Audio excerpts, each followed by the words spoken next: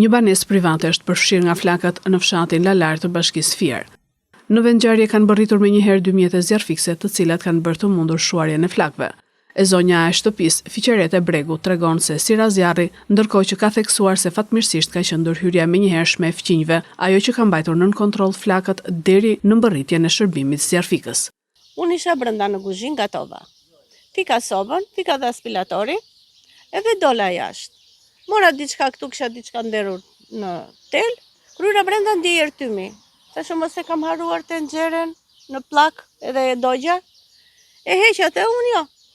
Kur në moment mori flak kabulli e aspiratorit.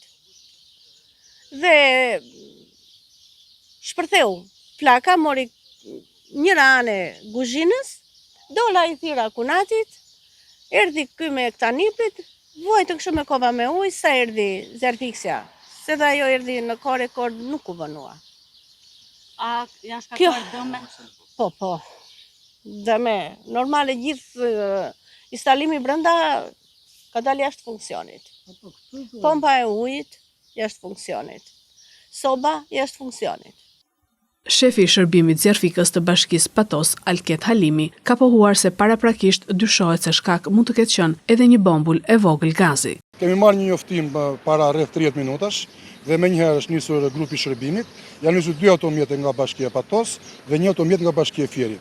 Është bërë një ndërhyrje shumë e shpejtë dhe ju siç e patë edhe vetë, dëmet janë minimizuar në maksimum, sepse në rast se shërbimi i zjarfikës do vonohesh për të ardhmen e ngjarjes, do kishim një katastrofë dhe do ishte bërë gjithë, do kishte marrë gjithë lagja, do kishte marrë zjarr.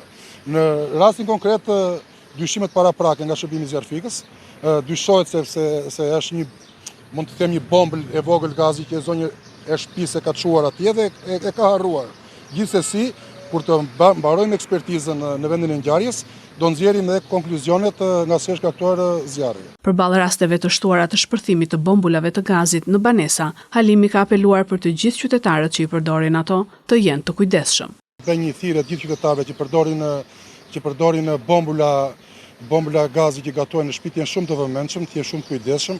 Atje ku i marrin bomblat, ti marrin të kolauduara, ti marrin të certifikuara nga personat përgjegjës, pasi këto quhen bombla kampingu dhe nuk përdoren nëpër banesa, se janë shumë të rrezikshme. Përdoren nëpër kampingje një hera për 2 herë dhe gjithmonë duhen çuar te eksperti për të bërë kolaudimin e tyre.